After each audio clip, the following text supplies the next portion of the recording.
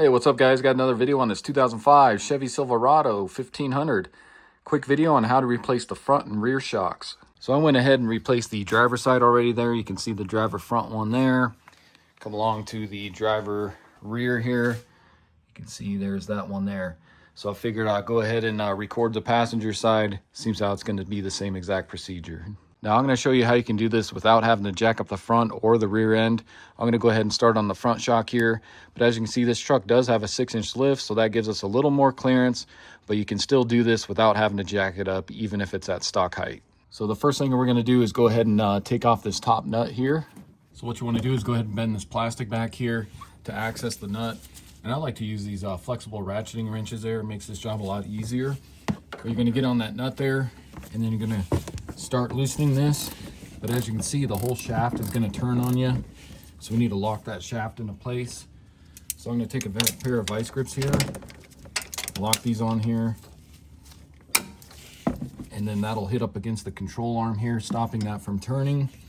Now if you guys have the factory shocks, you can always put your vice grips up here on top. So I'm going to go ahead and loosen this nut all the way here.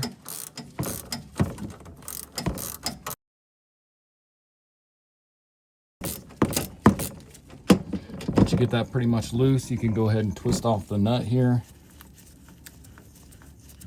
And you may need to spray some penetrating oil on this depending on how old your shocks are. So pull off that nut. And then you can go ahead and pull off this washer and this rubber bushing as well. So there's that. Now we can move on to the lower portion of the shock. And then for the bottom bolt here, you can see we're going to have a 21mm nut there and then a 21mm bolt there as well we need to remove. So let's go ahead and do that next. And if you wanted to, you can also turn your wheel, since this is the passenger side, turn it all the way to the driver's side, and that'll give you a little more access if you need to. So I'll go ahead and take my 21mm wrench here. I'll go ahead and get on that nut, and then I'll use my impact to get the bolt off. 21mm. So go ahead and pull that off. And then we can go ahead and get our bolt out of here. So there's what that looks like. You can see the shock drop down now. So now I can go ahead and just lift up on this, pull it outward, and then drop it down and get our old front shock out of here. So now let's check out our old and then our new shocks as well. So these old ones are the Fob Tech. They came with the lift, and these are pretty much garbage, these shocks here. You can see this is the one I just pulled off, and if I press this down, you can see it doesn't even retract. So these shocks are shot because they're supposed to come out. Same with this was the driver side one here, and it's the same thing. And then this is going to be the driver rear. You can see this one just soaked in oil. So this one has been leaking for a while there. And this is going to be pretty much the same thing. I press it down. You can see it doesn't even retract at all. So these definitely need replaced. So I ended up going with the Bilstein 5100 shocks. Now these are for a truck that has a 6-inch lift, but I'll put a link in the description for these shocks with the 6-inch lift, and then I'll also put another link in there for the stock size shock for the Bilstein 5100s. So the part number for the 6-inch lift one, this is going to be your front shock here, 24-185950. You can see here's what the shock looks like. These look so much better than those old shocks there. They come with the boot already installed. You also get the installation hardware here, so you get new bushings, the washers, and then also a nut as well.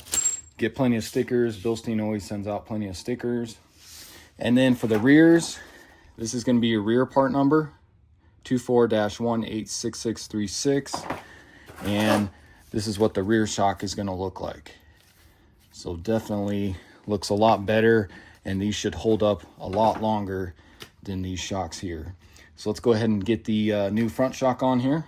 Before we go ahead and install it, you want to go ahead and open up your installation kit here. You want to grab one of these washers and then also one of the rubber bushings. You want to grab your front shock here. You're going to place this upside down like that. And then if you notice on this rubber bushing, you're gonna have a flat portion and then also a raised round portion there. You wanna put the flat portion down because this raised portion is gonna go into the frame there. And then you'll wanna also grab a 5mm Allen wrench here because this is gonna fit up inside here. And that's gonna help hold the shaft to keep it from turning as we tighten the new nut on here. So I went ahead and just started it up real quick, turned my wheel all the way to the driver's side here. That gives us a little better access so you guys can see what I'm doing here. So go ahead and grab your new shock here. We're gonna drop this down. And I'm gonna go ahead and line up my bolt hole here. We'll go ahead and stick that through. And then I'll also just get this nut started on the back side there.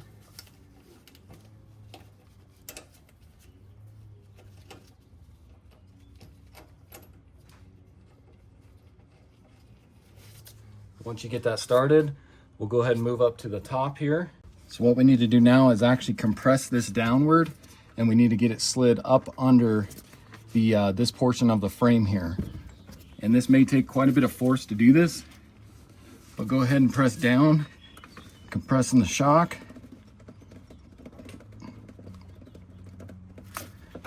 And then hurry up and get it up underneath here.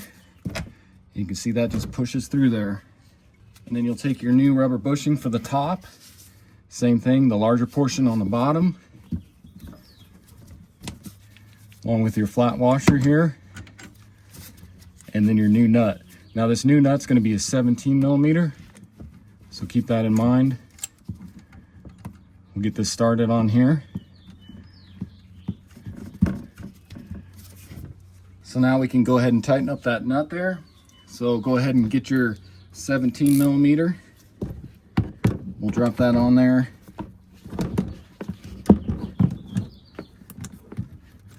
And then we'll grab our 5mm Allen. We'll go ahead and stick that on the top here. Keep that from spinning. And that'll actually hold this plastic piece for you as well. So now let's go ahead and tighten this up.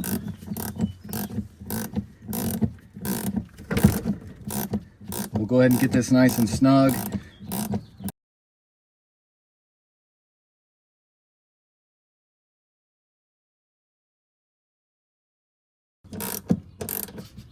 Okay, so once you start getting snug on that, now the torque for this is going to be 15 foot-pounds, so it's really not much at all, but it's going to be hard to do to get a torque wrench on here because that shaft's going to want to keep spinning on you.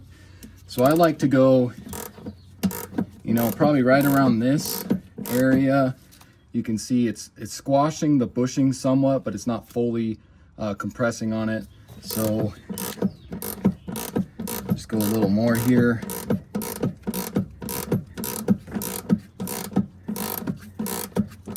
So I'm gonna go probably about right there, and I can feel that's probably around 15 foot-pounds.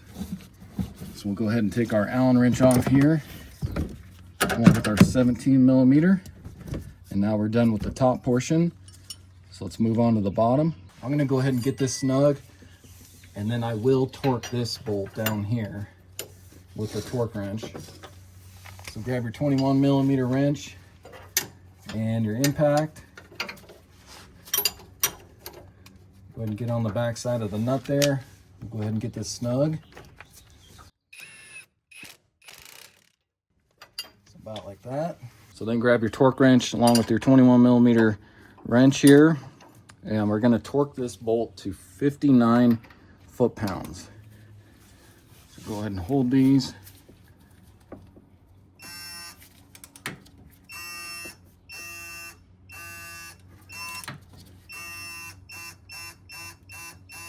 Okay, so right there like that. So come on back to the rear shock here. We'll go ahead and start out with the bottom bolt here. So just like the front, it's going to be a 21mm bolt and then a 21mm nut. So let's go ahead and remove this bottom one first.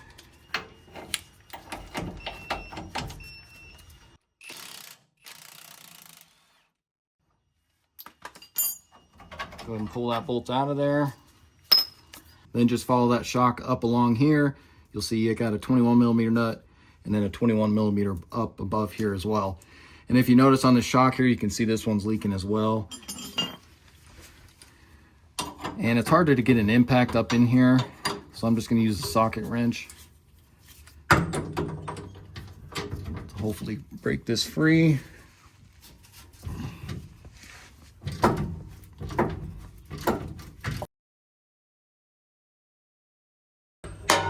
Once you get that pretty much loose, go ahead and take your nut off the rest of the way here.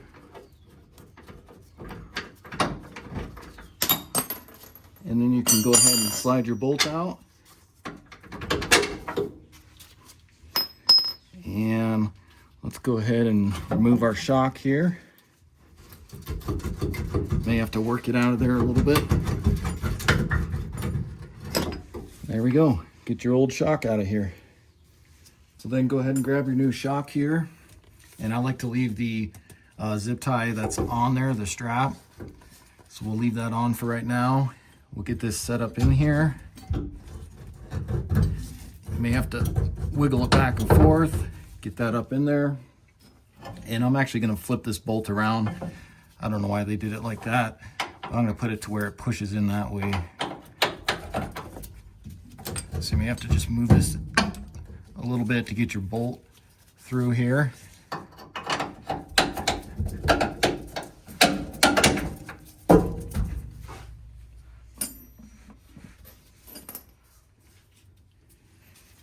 May have to wiggle this a little more. Get your bolt fully through there like that. And then I'll go ahead and take my nut. I'll get this started on the back side here. And we'll just get that started. We're not going to tighten that yet until we get the bottom in. So for the bottom one here, what I like to do is just kind of get this lined up here, and then I'm going to have my bolt ready, because once I cut this strap, it's going to want to retract, and I want to try to get my bolt in there as quick as possible. So I'll take a pair of dikes here, I'll cut this, and then we'll quickly put the bolt through here.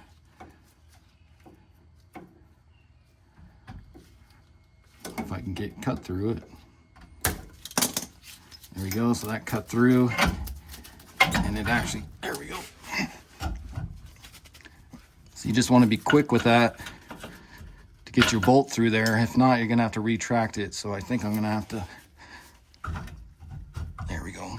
Just push up with the palm of my hand, bring it down a little bit, get that bolt through. Get your strap out of here. And then you can go ahead and get your nut on here.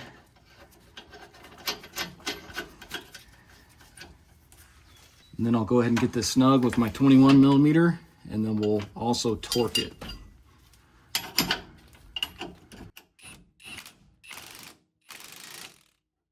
So get that snug, grab your torque wrench, and we're going to torque that to 70 foot-pounds. So I'll go ahead and get that on there. I don't know if I'll need my wrench yet or not.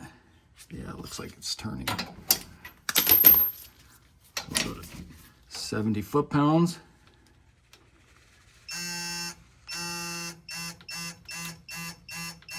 Right there.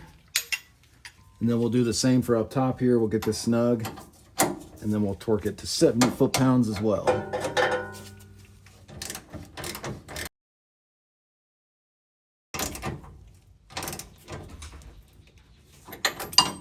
So go ahead and torque that to 70 foot-pounds.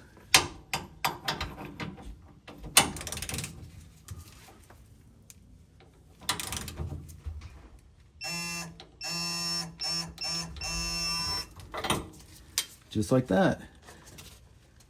Make sure that boot's on there. Okay, so that's all there is to the rear. The other side is going to be just a little bit different because the shock faces the other way, but you can see the bolt is accessible right above the spare tire there. So, all right, guys, so that's going to wrap up the video. Again, this was a 2005 Chevy Silverado 1500. Went ahead and replaced both front and rear shocks. Super easy to do on these trucks, guys. Takes you maybe 30-45 minutes at the most to do it. And as you saw in the video, you do not have to jack it up, remove a wheel or anything for the front or the rear, especially if you have a lift like this. But hopefully this video helps you out. If it does, hit that subscribe button. Check out my other videos. I got quite a few on this truck alone, and I'll see you in the next one. Thanks for watching.